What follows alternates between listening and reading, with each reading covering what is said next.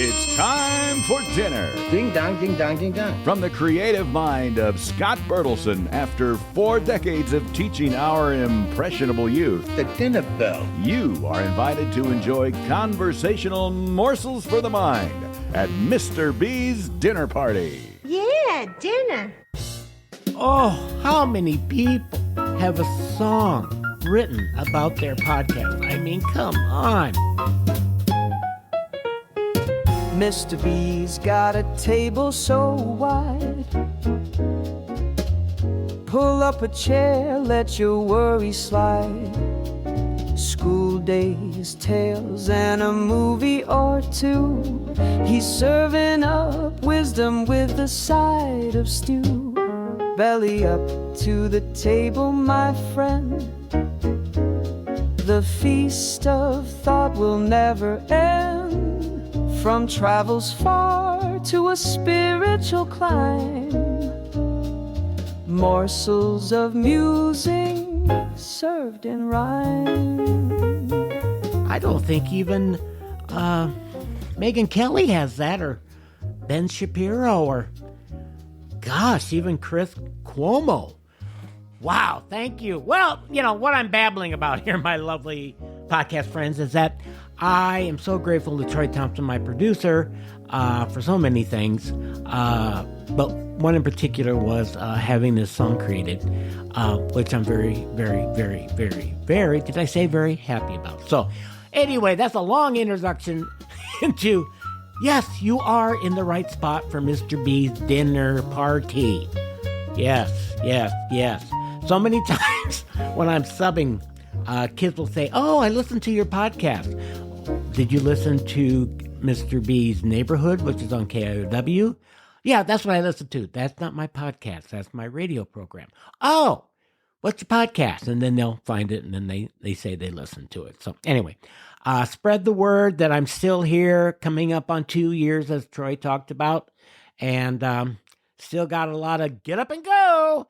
So without further ado, let's get up and go and get on with the show. Let's have a seat round the proverbial table Would you like to say grace? with a nod to our higher power and Mr. B's spiritual journey. For my spiritual journey, there's 2 things I'd like to do today. I'd like to talk about my former comfort that I found in food and how that's been replaced with my faith in a higher power, which has taken that desire to eat compulsively away from me, which I'm grateful for on a daily basis, one day at a time. And then I'd like to share some of the, as I've done before, this will be my 3rd time doing it, talking about messages that I've received from other people who are overeaters and how they've inspired me. So here's a reading about a person who used to find comfort in food. I can remember when a little food gave me comfort or relief. That was many years ago. The quest to relive that feeling resulted in bigger and more frequent binges. Eventually, I began to see that this may not be normal, but insane. I wasn't convinced. Was it insane to eat to a point of such fullness that exploding might have been a relief? To purge myself with laxatives so that the binge wouldn't have time to cause a weight gain? To eat so fast and furiously as to cause cuts on my lips and inside my mouth, and still to keep eating until the bag was empty. To try starving myself for a few days after a binge, almost as a punishment for what I had done. To eat the substances that caused me migraine headaches and rage outbursts. Was it insane to stop living in return for nonstop eating? Well, folks, I must answer yes to all of the above. I am convinced, yes, that was insanity. The first 3 steps of the 12-step program essentially can be narrowed down to I can't, higher power can, 3rd step, let him help you. In visiting with my sponsees, there's been some emphasis on the 3rd step, that we need to hand it over because we are insane. because I remember cutting my mouth. I remember, as I probably told you about, spilling pizza all over the front of me as I picked it up at a Casey's, and it was burning my fingers and burning my mouth, and I still had to ingest it as fast as I could. The pizza wasn't going anywhere, but I had to eat it as fast as I could to fill some void with that food that no matter how much food I ate was not going to fill that void. It just was not ever going to fill that void. So when I was small, I used to crave salty treats, and I still do. Crackers, chips, anything like that. And so I can't have those items anymore, or I choose not to have those items anymore. But it got to the point where I couldn't have just 2 or 3 chips. I had to have the whole bag. And I'm talking about a family-sized bag. I could devour that, or should I say inhale that within minutes, to the point of making myself sick. But it didn't matter because I thought it was sane behavior. I thought everybody did that. No. And I realized that after I became sober, abstinent, that people don't do that. They eat a few chips and they put it away. They have a little bit of ice cream, then they put it away. They have maybe 1 or 2 slices of pizza, and then they're done, and they come back to it later. You don't eat the whole pizza in one sitting. And so this reading is truly important to me because it did, for me, as it's stated here, lead to a rage outburst because I was so disgusted with myself that I couldn't stand being around other people, and that's why I turned off the phone and I locked the door and I didn't talk to anybody because I hated everybody and everything, because primarily I hated myself. I don't feel that way anymore. As I was telling my sponsee this morning, we are all a special, unique person with characteristics that a higher power have given us that we should capitalize on and use and make ourselves available to other people and to be of service to other people. And by overeating, that's going to be taken away from me. That's not going to work. So, no overeating for me today because I am not going to let the food control me. Here's another reading about the former control of food. There's something about the fellowship of individuals with compulsive eating disorders that has completely changed my life. I think the spirituality comes from the comforting words, I am not alone.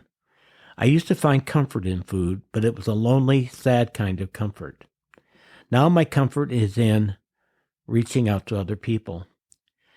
There's so much love in this world. Even if I feel tired and cranky, smiles and hugs greet me when I call people or I visit people who have the same disease. The honest sharing, holding of hands, and praying transforms and energizes me.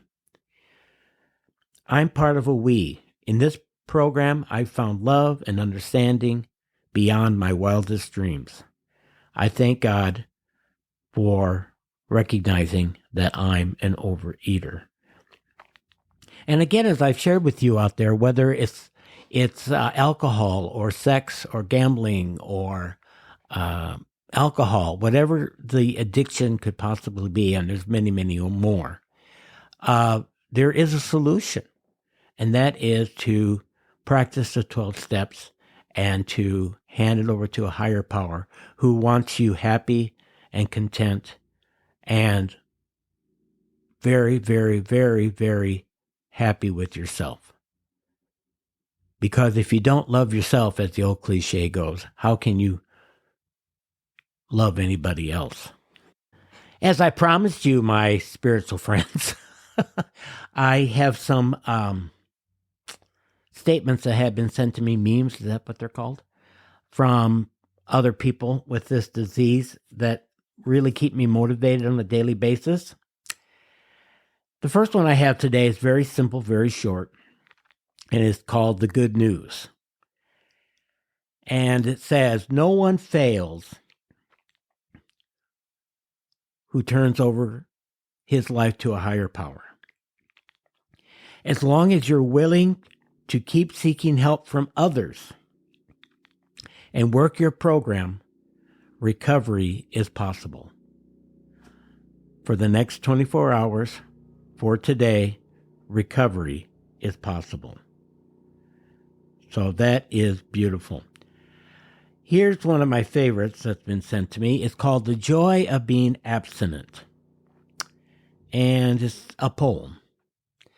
The joy of being abstinent compared to being high is bound in every breath I take in my desire to live instead of die. It's measured in the steps I climb, all 12 to be exact, that stretch beyond burned bridges and helps me keep my life intact. It's sheltered in the smile I wear, in the fact that I can care, in the love that I share.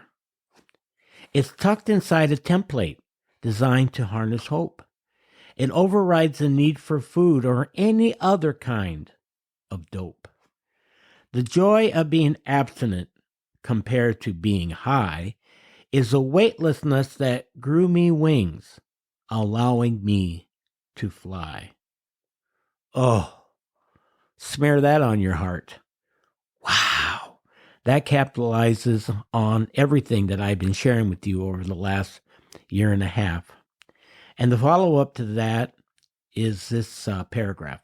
Learning to live life on life's terms without a crutch is not easy. Life gets all lifey. I love that. Life gets lifey, whether I'm present for it or not. Abstinence allows me to have input. That means that you're no longer a victim. It gives me a choice on how I respond both to the good and to the bad. Instead of following the pack into oblivion, I discover I can take another path. The choice is mine. It always has been. Remember that for this program.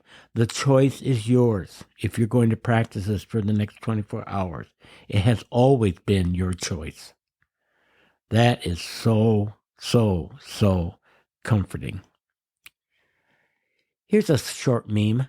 Abstinence is a constant process of uncovering, discovering, and discarding.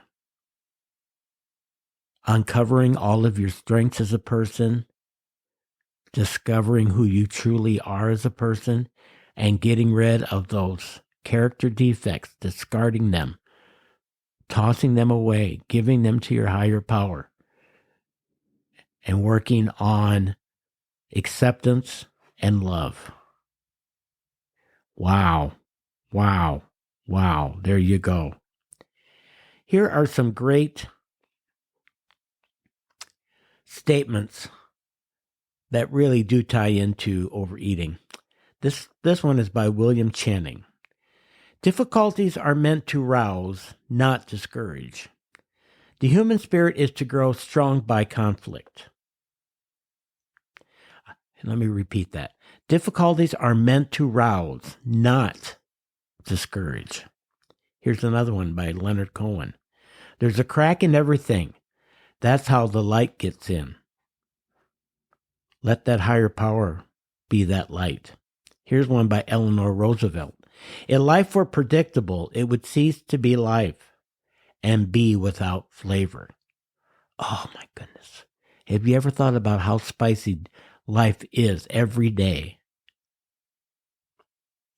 And here's the last one by Jonathan Lockwood. If our world were as predictable as we believe it should be, we would never be inspired to be creative or adventurous. Let us give thanks that our world is designed to challenge us and to bring out the best of the human spirit. The world is designed to challenge us to bring out the best of the human spirit. Folks, before I finish with this segment, I'd like to tell you about a miracle as to why my friend sent me these statements about perseverance and difficulty. A couple weeks ago, I was in Des Moines, and I was at the Civic Center, and I was helping with the Iowa High School Music Theater Association doing some judging for their big show that they did first part of June at the Civic Center. I'm an adjudicator. I go and I review high school musicals. Really enjoy doing it. I've done it for a number of years. Anyway, to make a long story longer, when I was sitting in my room for the day with 6 other wonderful people, at the end of the day, I went into the restroom and I put my phone, I guess, somewhere in the restroom, and I went out without it. Now, I've done this before. Believe me, I've done this before. But I guess I didn't realize that I didn't have the phone. And so I left the Civic Center, and I was gone from the Civic Center for probably half an hour or so. And then I realized I wanted to check my phone, and I couldn't find it. And I thought, where is that phone? And so I retraced my steps, and the only place I had been was the Civic Center. So I turned around and went back to the Civic Center. The place was very, very busy with students preparing for the showcase. And I could not find my phone. Now, it was either stolen or misplaced. I felt horrible. I felt sabotaged. I felt violated. I felt stupid that I had done this. Realizing that I wasn't perfect. But you know what the miracle is, my great friends? I never had one moment where I wanted to binge because of that. Now, in the past, if I misplaced my keys, or if my computer didn't work, or if my email didn't work, whatever, I would binge. If something needed to go the way it should be, step by step, I don't like conflict, I guess I still don't, I would binge. Any excuse to overeat, because that was a way to not deal with what I was really feeling. And I did not have any desire to overeat, to run to a convenience store and stuff myself full of chocolate and chips. That, my friends, is a miracle. Now, you might be rolling your eyes saying, how is that a miracle? Because that's not who I used to be. That is who I am now, an abstinent person. And because of that, I thought clearly, and I realized, okay, so the phone is gone. What's the next logical step? So the next day, as I stayed in Des Moines that night, I went to a Verizon Wireless, and I got a new phone, and it was delivered, and I had a friend program it, activate it, whatever the term is, and I have it now. And life went on. And I did not explode from overeating. Amazing. Absolutely amazing for me. So that proves to me that this program works. It works. Now, I can't speak about tomorrow. If that would have happened another day, maybe my brain would have been filled with visions of cookies and fudge and pizza. I don't know. But that did not happen. And this is one of the most devastating things that's happened to me for quite some time. I've misplaced my phone many times, being the dipsy doodle that I am. A happy dipsy doodle, but a dipsy doodle nonetheless. And found the phone, but this time it just didn't work that way. So the phone's been deactivated. I don't know where it's at. Why would anybody take it when they can't use it? But, why am I thinking about all that? It doesn't make any difference. The difference is, though, that I'm clean. And I have a new phone. And I'm grateful. So grateful. Sit still. I said, I can't. Something's tickling me.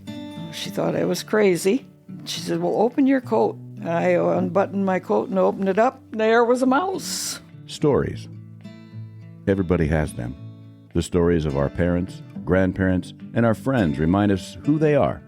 That's kind of what I think it is, too, is memories. Growing up, my dad was an English teacher. How they got here, and what they've learned on the way. What if you could collect as many of your loved ones' stories in a high-quality audio format to keep forever? What if you could share the sound of your loved one's voice, their laughter, and their thoughtful manner with your children?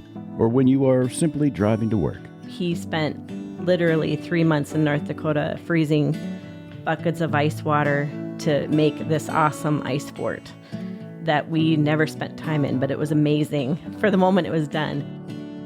Well, you can with a Sunny Side of Life biography. Produced here at Sunnyside Farm Studios, I'll sit down with your loved one for 1, 2, or several sessions to record their stories. I think my students are going to have good memories of me. You'll receive the full raw recording, an edited selection arranged in audio chapters for easy reference, and produced segments you can use for family gatherings, special moments, or any time you just want to hear your loved one's voice. And those are probably my most cherished things. Share it with your family and make it a keepsake, because that's what stories are, keepsakes of the time we had together. Never forget that. I was petrified of mice after that forever. Email your query for more information to Troy at sunnysidefarmstudios.com. The email is also in this show's notes. Let me record your loved one's story so you can share the sunny side of their life in their own words for years to come. I actually do kind of remember that now. Now, my great folks, I don't really know what the age demographics would be of my program. I'm guessing it's anywhere from people in their maybe 40s and up until death. I don't know.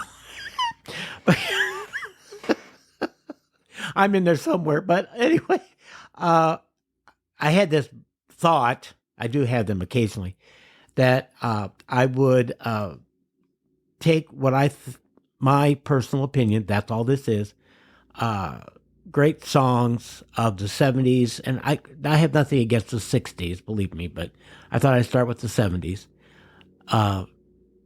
when I was very, very much attuned to music, and then the 80s and the 90s and the early 2000s, and look at the music. And there's so many songs from the 70s. Now, the 70s to me represent the disco era, where I love going to the disco and dancing and dancing and dancing and dancing, because we had as our hero John Travolta, as I've talked about before with Saturday Night Fever, one of my favorite movies, as our role model. And I remember going to the disco in Mason City, and they had the movie poster there, right there by the lighted dance floor, and we would all think about, oh, there's John Travolta in his white suit. Oh, he is such a dashing person. And so then we would try to emulate him. Not successfully, of course. But be who you are. Be who you are. So I'm just going to give my top 25. I could go into great detail more about the songs, but I'm not going to for the sake of time. I don't want to lose my audience. Maybe I already did. But if you're not a child of the 70s, I graduated in 1977. And so early part of my college career was in the 70s, the late 70s, and listened to transistor radios when I was in high school. We had an old stereo at home, and I would put a tape recorder up to the speakers, and I would tape Casey Kasem.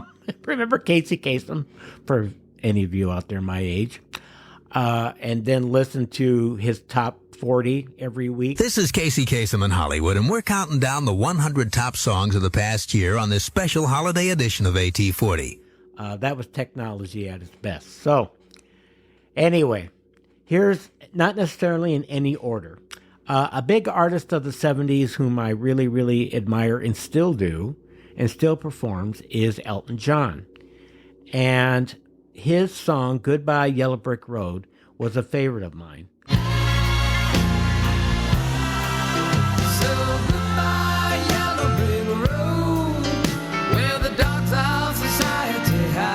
He just talked about, things you had in life and how you've lost those things and how you got to go on to something else. And so I got that song. I very often will go to Spotify and listen to Elton John's greatest hits. I never get tired of them. I saw him in concert once. It was one of the greatest 3-hour concerts I have ever been to. It was amazing.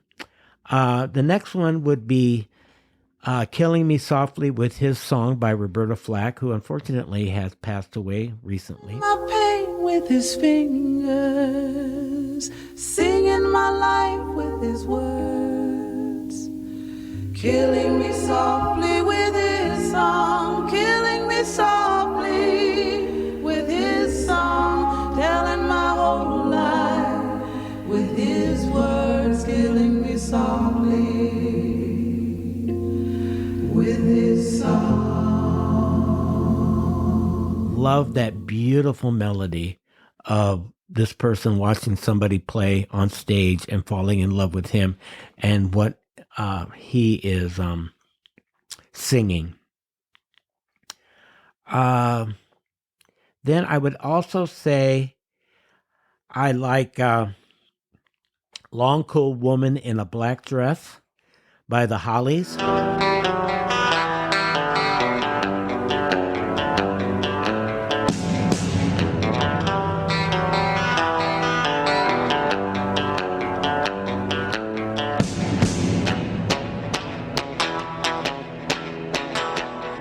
One of the greatest rock and roll songs. Dun, dun, dun, dun, dun, dun, dun, dun, dun. Would love to meet a long, cool woman in a black dress. Maybe I did one time and I just didn't recognize her. Maybe she's too far from me in the crowd. I don't know. But anyway, really love that song. Great song. Then I would also say I like Love Will Keep Us Together by the Captain and Tennille, which is the Neil Sedaka song. Look in my heart and let love keep us together.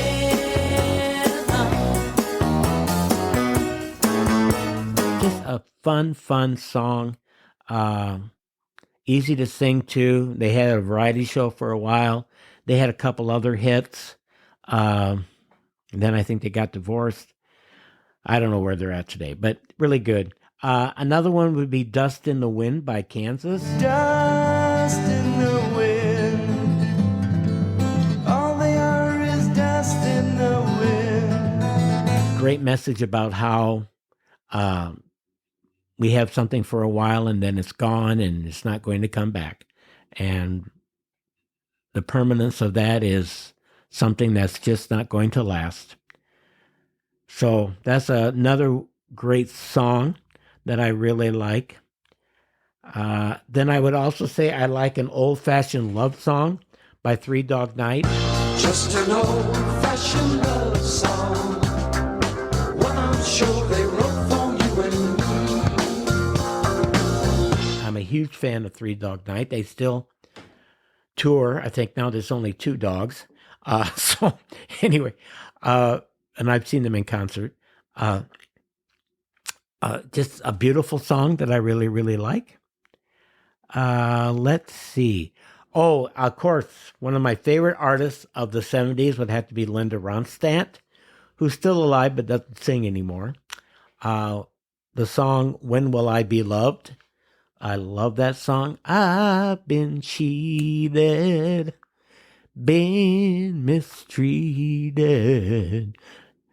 You get the idea. Hopefully you will listen to that song sometime. It's really, really good.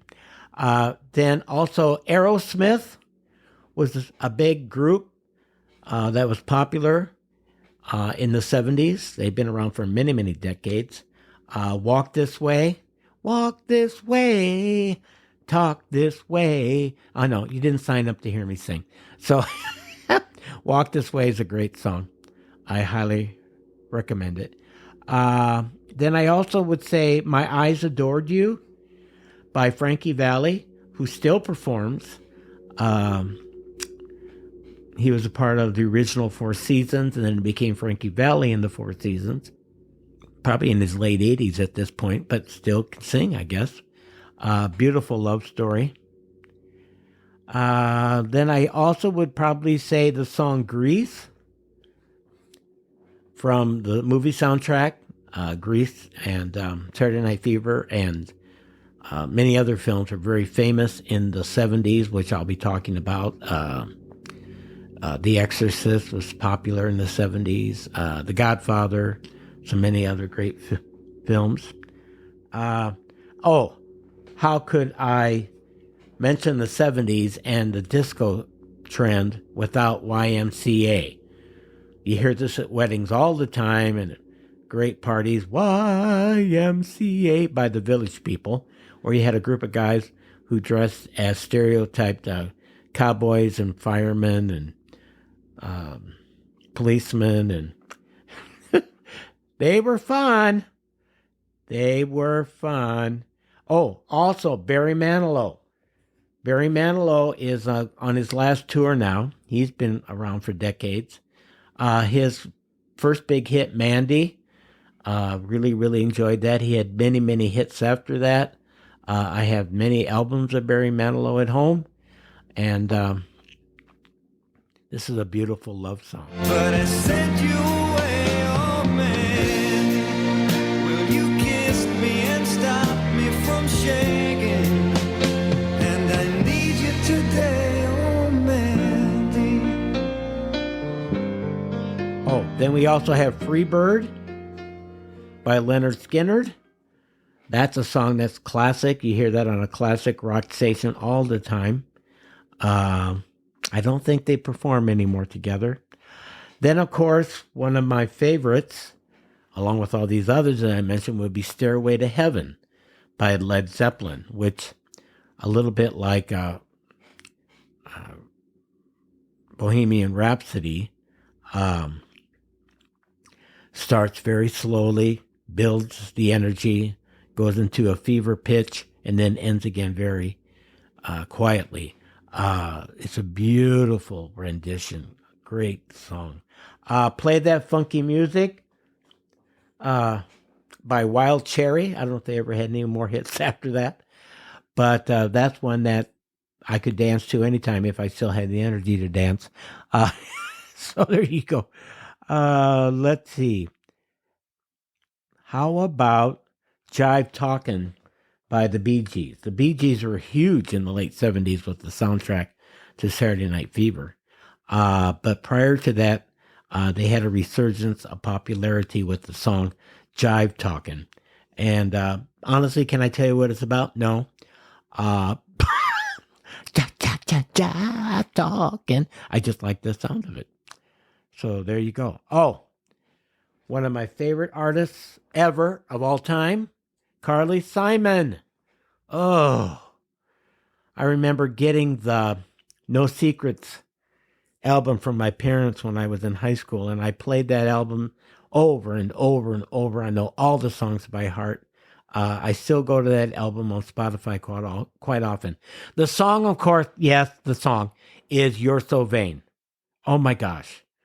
A song that supposedly she wrote about somebody in her life who used her and then dumped her. And it's supposed to be about Warren Beatty, I guess, but who knows. About a guy who's so taken with himself that he doesn't have time for anybody but himself. Love that song. Just love that. And then we also have the song Bad Bad Leroy Brown by Jim Croce. He had a great voice. Bad, bad Leroy Brown. So that's a great song. I suggest that you try to find that sometime. Sundown by Gordon Lightfoot. Great artist who has also passed away. Moved on. Sundown, you better take care. So I'm hoping if I give you some of these songs, you will go to Spotify or wherever you get your music and will listen to some of these because they are amazing. Let's not forget about Bohemian Rhapsody by Queen. That's probably my favorite song of all time, Bohemian Rhapsody, because it's a blend of rock and opera and one of the most infectious songs ever written. And people of all ages are very familiar with Bohemian Rhapsody. So I would highly suggest that you listen to that. Let's not forget about Daryl Hall and John Oates. They had a lot of hits in the 70s. Now I don't think they talk to each other anymore, but that's another story. But the song Rich Girl, about, as the title says, a rich girl who you can try to love her, but it's not going to work because she loves herself too much. So there you go. We've got a few more to go. If by Bread. Bread was this great, lovely, melodious group that sang just a plethora. Yes, I had to get in plethora of love songs, and this is called If. Then Rubber Band Man by the Spinners. I remember one of the first times going to a disco, dancing to Rubber Band Man. What is the deep meaning of that? I don't care. I just love the dancing to the song. So, all right, we got a couple more. Margaritaville by the late Jimmy Buffett.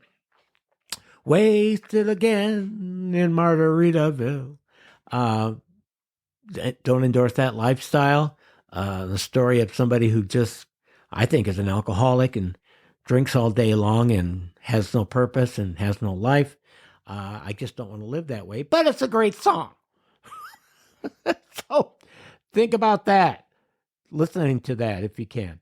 And finally, I'm going to mention Neil Diamond. I Am, I Said.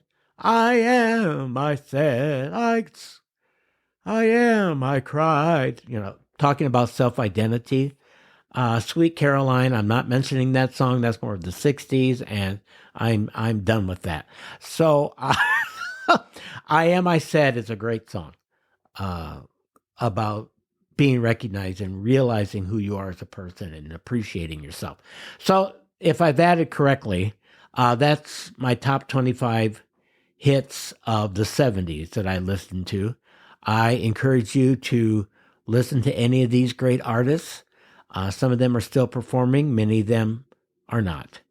But they are songs from my teen years and my early college years that I love listening to on classic rock stations and on Spotify. So music brings so much healing and a remedy for loving yourself and loving the world, and gives you motivation for working and listening to that while you're doing tedious tasks that you don't want to do, but we all have to do. It's beautiful. And no, it's not rap. This is pre-rap. And no, it's not acid rock or anything like that. I have nothing against those types of musical styles. Just not interested. But these are some of the songs that will have permanence in our musical history. So next week, or whenever we get together again, I will talk about some of the top films of 1970s. And I've already done that with my rewatchables. But I'm just going to give my top 25 films of the 70s. And that will not be an easy task. But I will be up for it. Okay, stay tuned. I am, I cried. I am, said I. And I am lost, and I can't even say why. Leaving me lonely still.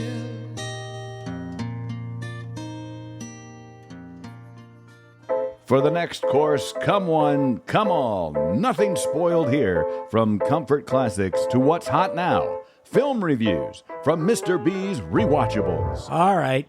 Who likes to laugh? Oh, I do, as you can probably tell from this podcast. I have a recommendation for you today that I think is one of the funniest films of all time. Now, I've probably talked about comedies, and I've talked about horror films, and I've talked about dramas, but I can't do this program without sometime mentioning the American comedy film directed by Frank Oz in 1991 called What About Bob? What About Bob? That stars Bill Murray and Richard Dreyfuss. Bill Murray is still performing in film. Richard Dreyfuss, I don't think is quite so much. But this is a superbly funny, ridiculous, over-the-top, slapstick comedy that I can almost 100% guarantee is going to make you laugh out loud. The story is Bill Murray plays Bob Wiley, who's a very mentally unstable patient. Very unstable. Bob, you are testing my patience. Come on, I've come so far. I'm baby stepping. I'm doing the work. I'm baby stepping. I'm not a slacker. Check it out. Look at I'm in really bad shape. Come on, please, please. Give me. I need. Give me. Please. All right. But lovable, just absolutely lovable.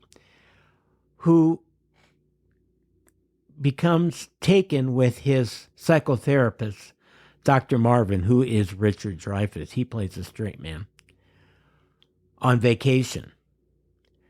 And then Bob, just to give you a preview here, befriends the members of Leo's family, and he helps them overcome their problems, like he becomes a psychologist. But the patient's continued presence, that's Bob, pushes Dr. Marvin, that's Dreyfuss, over the edge. It grossed a lot of money, $63.7 million in 1991. That's a lot of money for a movie at that time. And it had many positive reviews. To tell you more about the plot, in New York City, multiphobic and neurotic, and can we say neurotic, Bob spends his life in a state of distress. I shouldn't laugh at somebody's mental distress, but oh my gosh, you've got to see it. Bob becomes very attached to his therapist, and his therapist then refers him to Dr. Marvin, who Dr. Marvin is a very egotistical guy, very egotistical psychologist. And Dr. Marvin has just written this book called Baby Steps, and he's hoping this will make him famous and rich. So, of course, he gives Bob a copy of this, and immediately Bob attaches himself to Dr. Marvin. He calls Dr. Marvin all the time, but Dr. Marvin has gone on vacation for the summer and he won't be available. But that's not going to stop Bob. Oh, no. He attempts in every shape or form, this is pre-cell phone, to get the phone number of Dr. Marvin, and then actually shows up at this lake in New Hampshire where they had this beautiful lake home. Dr. Bob and his wife and their 2 children are going to spend the summer there. So Bob finds out where they're at and travels by bus to go there. And this couple take Bob directly to the home of Dr. Marvin because they don't like him.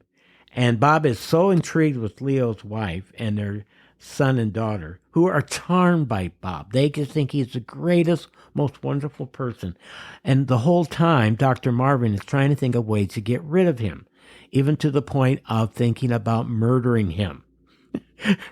Yes, it gets to that point. Why am I laughing about murder? I'm not sure. It's a comedy.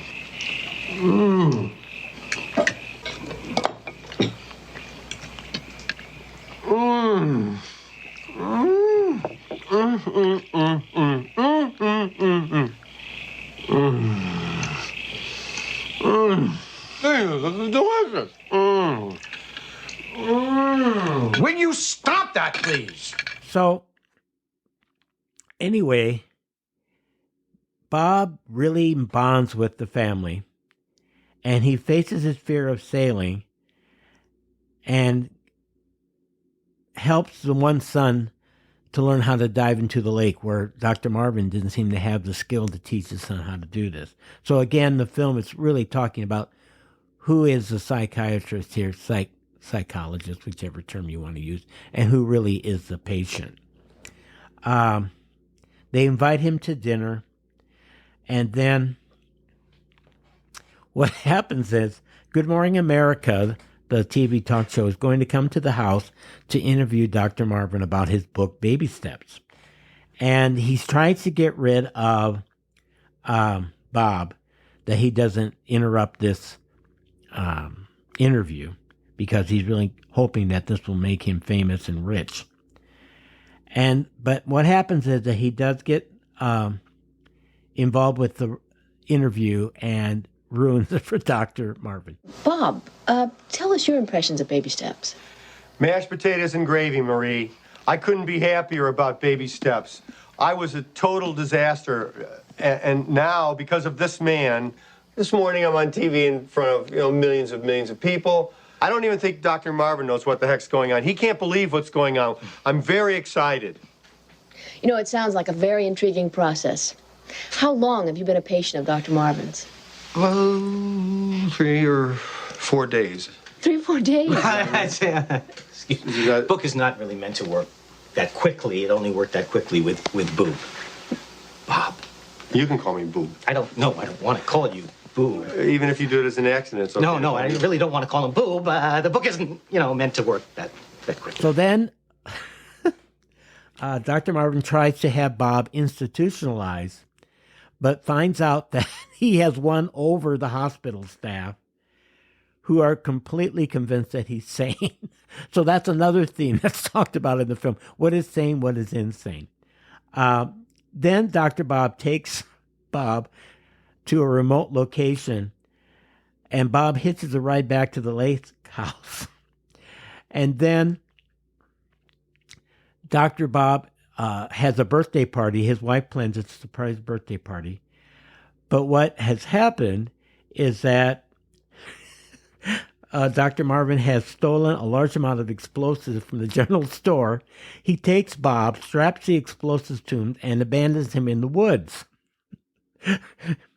And Bob frees himself of the restraint and reunites with the Marvins and has explosives with him. And what happens then, I shouldn't tell you, but spoiler alert, the house explodes and it's destroyed. And so, to make a long story short, Bob marries and Lily, and that is the daughter of Dr. Bob. Dr. Leo has been in a catatonic state for a long time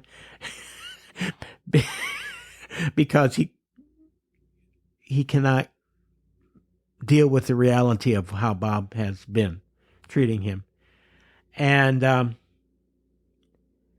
Bob went back to school and became a psychologist and then wrote a best-selling book called Death Therapy.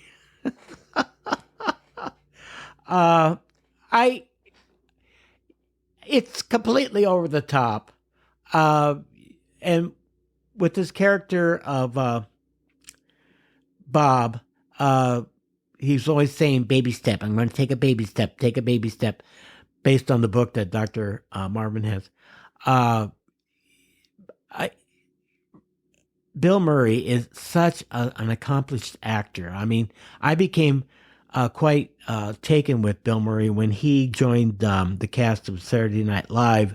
I think that was in the second season. He was on for a number of years. So funny in so many skits. And then he went into films. And not only has Bill Murray been a comedic actor in many, many great films, but he's also been a dramatic actor. And that's what I really respect about him as an actor. And so the pairing up with Richard Dreyfuss, who, if you're familiar with Richard Dreyfuss, he was in Jaws, he was in The Goodbye Girl, many other films. It's a very unlikely pairing.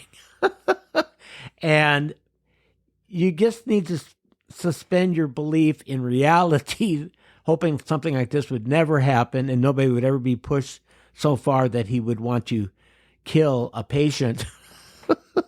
But, okay, I'm laughing about death. But anyway, that's what happens. What about Bob? So, to conclude, if you're looking for something completely ridiculous and really worked for the whole family, it's not full of any vulgarity or anything vile, and there's no apparent violence in the film, really think about What About Bob. It is slapstick at its best. Houses being blown up,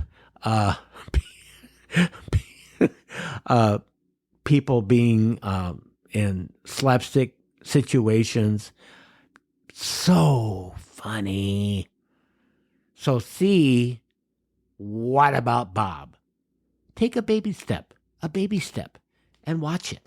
Folks, that's all I got for you this week. And I hope that you will belly up to the table with me again and enjoy the fun morsels of the mind that I have for you. And I welcome you back. You people are my lifeblood. I really enjoy speaking with you out there in the dark, as Gloria Swanson in Sunset Boulevard said. Oh, I should talk about Sunset Boulevard. I think I will. Okay, later time. All right, so with that being said, I wish you the very best. I hope you find happiness in your daily life, and I hope that the road is enjoyable. Goodbye for now. Television dramas and comedic reviews, pet peeves buzzing like honeydew blues, poetry sprinkled like salt on a dish, every word served with a twist and a swish. Belly up to the table, my friend. The feast of thought will never end, from travels far to a spiritual climb.